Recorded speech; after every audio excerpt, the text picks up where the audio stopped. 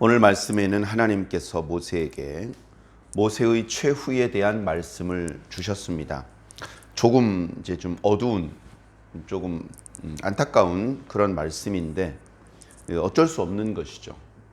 그래서 여러 가지로 지금 분위기가 다시 이제 가나안 땅으로 들어가는 아주 밝은 분위기였는데 갑자기 이런 말씀을 하시나 그런 의아한 생각도 조금은 듭니다. 그러나 전혀 갑작스럽지 않고 자연스러운 그런 이야기가 나온 것입니다.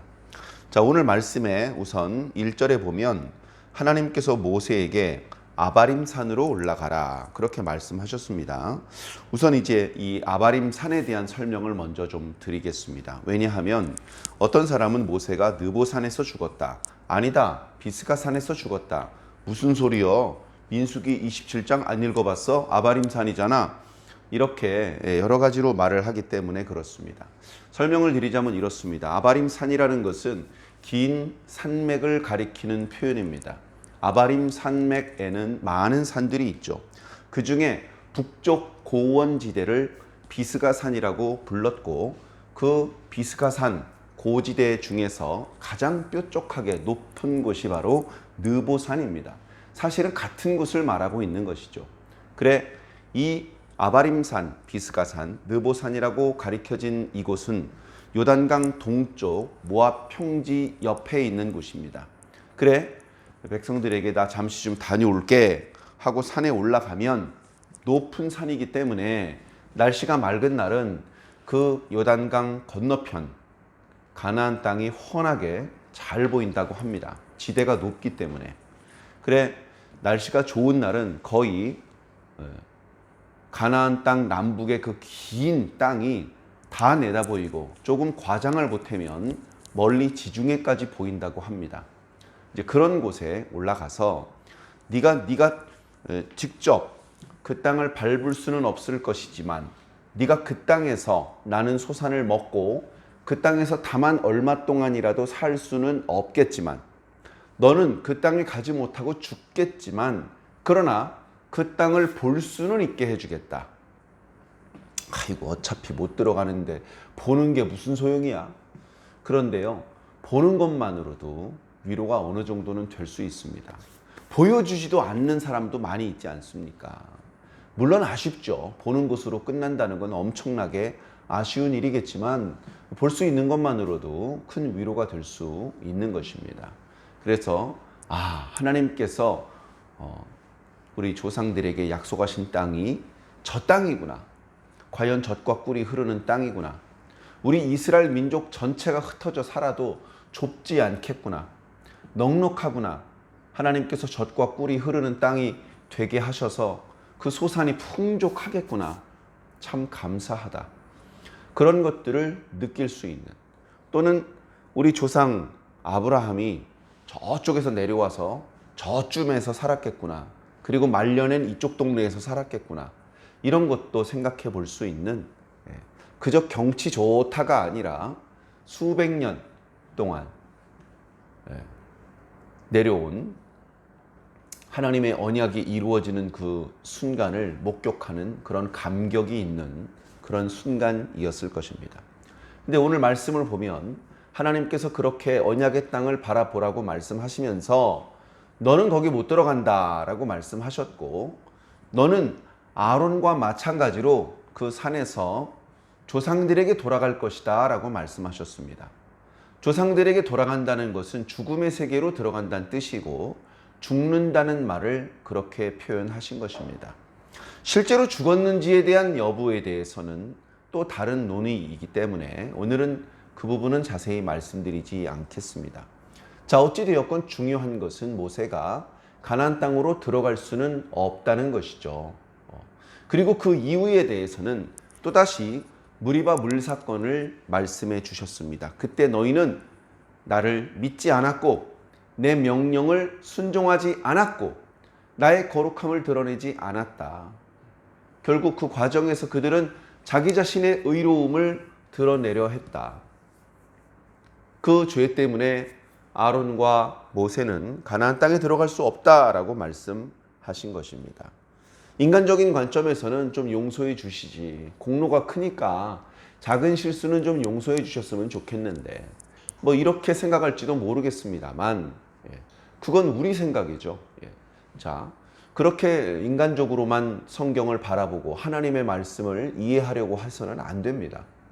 하나님께서는 이 일을 통해서 더 큰 교훈을 또 다른 세대의 하나님의 백성들에게 주실 수도 있는 것이기 때문에 그렇게 단편적으로만 생각해서는 안 되는 것이죠. 자, 어찌되었건 하나님의 뜻은 확고한 것 같습니다. 벌써 3차례 모세는 절대 가나안 땅에 들어갈 수 없다고 말씀하셨습니다. 그리고 모세도 하나님께서 그렇게 말씀하실 때에 안 됩니다. 한 번만 용서해 주시면 안 되겠습니까? 이런 기도를 드리지 않아요. 백성들에 대해서는 하나님께서 백성들을 다 죽이려고 하실 때 백성들이 범죄했기 때문이고 하나님께서 진노하셨기 때문인데 그때 모세가 그냥 가만히 있으면 다 죽는 겁니다. 그런데 그때는 모세가 열정적으로 기도했습니다. 하나님 안 됩니다. 죽이시면 안 됩니다. 용서해 주셔야 됩니다. 살려주셔야 됩니다. 그들을 당신의 백성으로 받아주시고 그들을 통해서 이루시기로 계획하셨던 하나님의 뜻을 이루셔야 됩니다. 그렇게 간절히 하나님께 기도했었습니다. 그래, 어떤 분은 이야기를 합니다. 어쩌면 모세가 하나님 용서해 주시옵소서, 하루라도 가나안 땅에서 살 수 있게 해 주시옵소서라고 간절히 기도했다면 어쩌면 하나님께서 그 정도는 들어주셨을지도 모른다. 그런 이야기를 하는 분들도 있습니다. 그러나 모세는 그렇게 기도하지 않습니다. 모세도 정말 위대한 신앙인이었던 것 같습니다. 그저 하루 더 살고 덜 살고 모압 땅에서 살지 가나안 땅에서 살지 그게 중요한 게 아니라고 생각했던 사람인 것 같습니다. 모세는 정말 위대한 하나님의 종이었던 것 같습니다. 모세가 중요하게 생각했던 것은 하나님의 뜻이 이루어지는 것입니다. 하나님의 뜻이 하나님의 때에 하나님의 방법대로 이루어지기만 한다면 나는 가나안 땅에 들어가도 좋고 못 들어가도 상관없어. 그건 중요한 게 아니야. 이런 수준으로 생각할 수 있었던 사람인 것 같습니다. 오늘날 그리스도인들이 몇 명이나 이렇게 생각할 수 있습니까? 내가 상장을 받든지 못 받든지 내가 장로나 안수집사가 되든지 못 되든지 상관없어. 강단에서 목사님이 나를 칭찬해 주시든지 칭찬해 주지 않으시든지 반갑게 웃는 얼굴로 달려나와 내 손을 맞잡아 주시든지 본척 만척 하시든지 난 상관없어. 이렇게 생각할 수 있는 사람이 몇이나 되겠습니까? 나이가 많이 들었는데도 어린아이 못지않게 마음의 상처를 받아 삐지고 그래서 좀 이렇게 실망스러운 모습을 보이는 경우도 자주 보았습니다. 어쩌면 거의 모든 성도들이 비슷한 생각을 하고 있을 것 같습니다. 높은 자리에 올라가길 바라고 무대에 서길 바라고 주목받기를 바라고 그렇게 되길 바라지 보이지 않는 곳에서 썩어서 밑거름이 되기를 원하는 성도는 아마 한 명도 없을 것입니다. 예수님의 제자 12 중에 몇 사람이나 성경에 자세히 묘사되고 있습니까? 거의 대부분의 예수님의 제자들은 그 행적이 성경에 제대로 기록되어 있지 않습니다. 그러면 그들은 실패한 자이고 그들은 변절자이냐? 그렇지는 않을 것입니다. 성경에 기록 안 되어 있을 뿐이지 또 다른 곳에서 보이지 않는 곳에서 그들 나름대로 그들에게 주어져 있는 생명을 다 써서 주님께 충성을 다했을 것입니다. 아이고, 왜 베드로 이름은 성경에 자주 나오는데 내 이름은 안 나와? 이런 것 때문에 삐져가지고 나 이 주의 일 안 해. 이런 사도는 없었던 것 같습니다.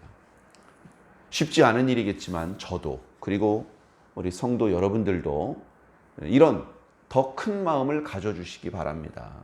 내가 큰 교회 담임 목사가 돼야 되고 내가 무슨 총회장이 돼야 되고 그게 뭐가 중요하겠습니까?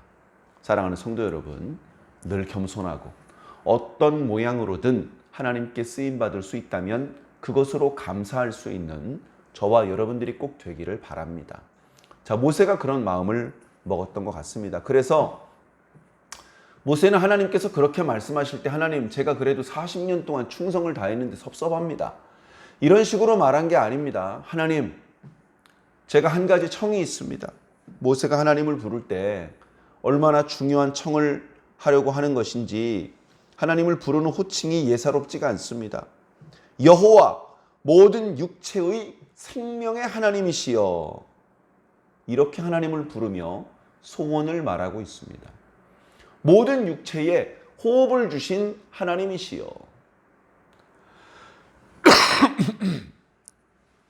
그리고 그 간구의 내용은 자기 자신을 위한 것이 아니었습니다. 말씀드렸던 것처럼 하나님의 뜻이 더 잘 이루어지기 위한 것이었습니다.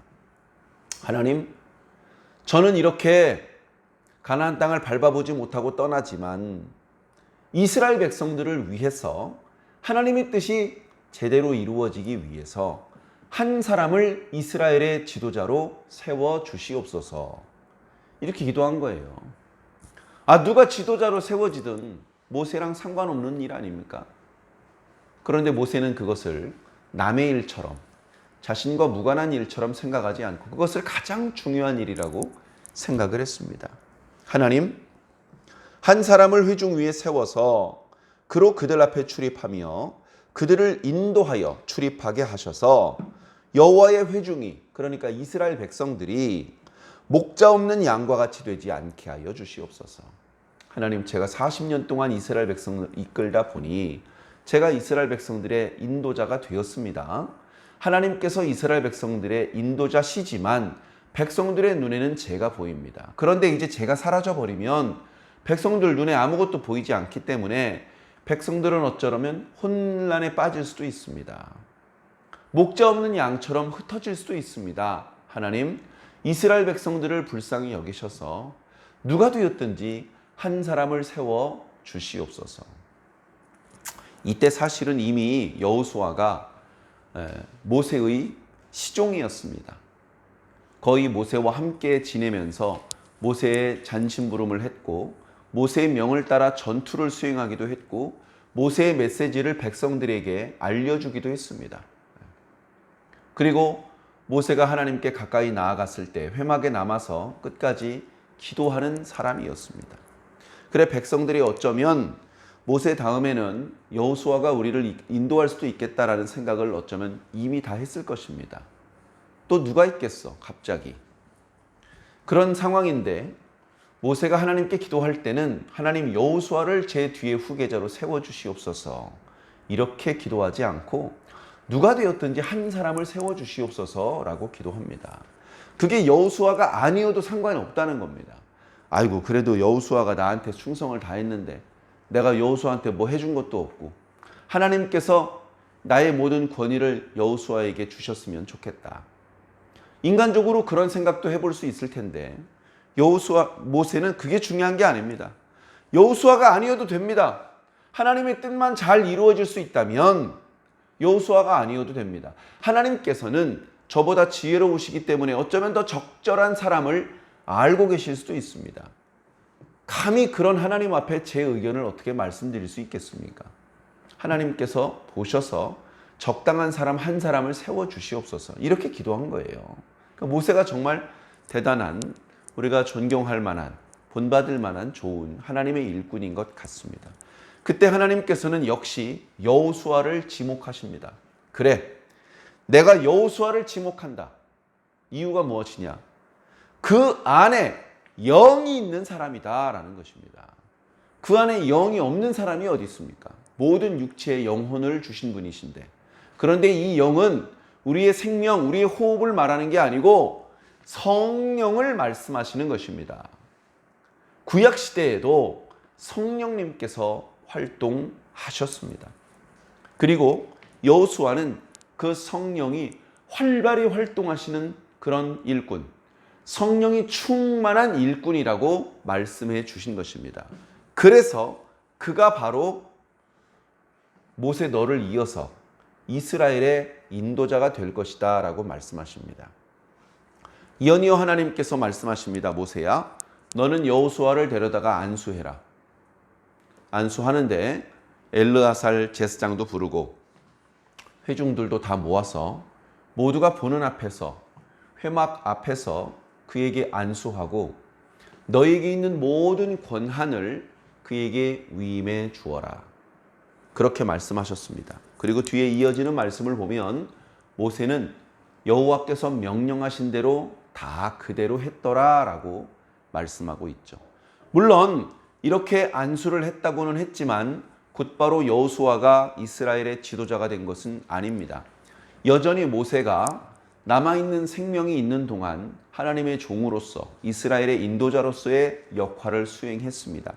우리가 잘 아는 것처럼 민수기 뒷부분과 또 신명기 말씀이 선포되는 대략 한 달 정도 기간을 더 살면서 마지막 순간까지 출애굽 2세대들에게 하나님의 언약의 말씀, 율법의 말씀을 선포하고 그 말씀을 기초로 하나님과 언약을 체결하게 했습니다. 아주 중요한 그런 언약 체결의 과정까지 모세는 자신의 사명을 완수했던 것이죠.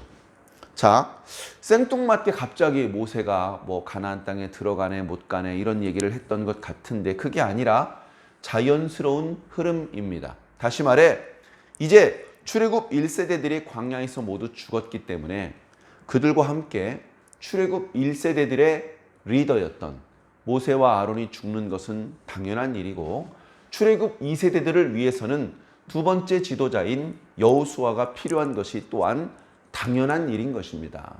그렇게 오늘 말씀에는 이제 중단 없이 하나님의 역사가 진행되기 위한 준비의 일환으로서 여호수아가 이스라엘의 지도자로 세워지는 모습을 보여주고 있습니다. 엘르아살은 대제사장으로서 하나님께 제사 드리고 그런 어떤 영적인 지도자로서의 역할을 수행해야 될 것이며 여호수아는 영적인 것보다는 뭔가 지도력을 발휘해야 됩니다. 때로는 전투의 지휘관이 돼야 되고 때로는 어떤 행정부의 수반과 같은 그런 역할을 수행해야 됩니다.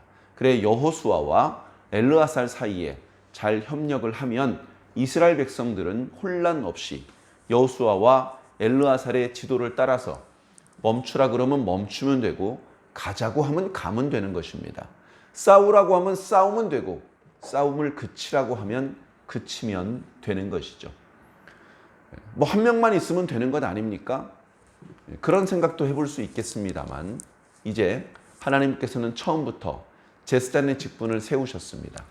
그래서 제사장의 직분이 제일 먼저 세워졌고 그리고 사무엘 선지자의 시대에 이제 선지자가 간헐적으로 세워지는 것이 아니라 선지자의 학교가 세워지고 선지자가 대량으로 이렇게 배출되는 그런 역사가 나타났습니다. 사무엘이 독단적으로 그렇게 한 것이 아니고 하나님의 명을 따라 이루어진 것이죠. 한쪽에서는 왕의 제도가 시작되었고 한쪽에서는 선지자가 제도의 시작이 되었습니다.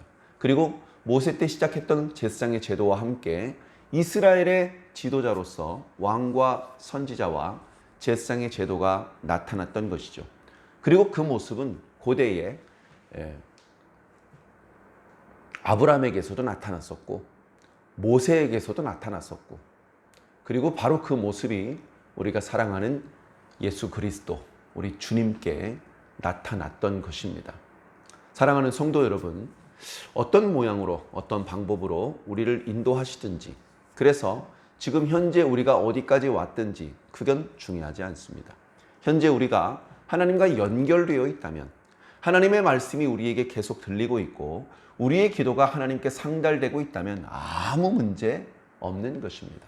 두려워하지 마시고 선포되는 하나님의 말씀에 계속해서 귀를 기울이시고 그리고 우리의 형편에 맞게 우리의 소원을 간절하게 하나님 앞에 기도하는 그런 건강한 신앙생활을 계속해서 잘 이어나가시기 바랍니다.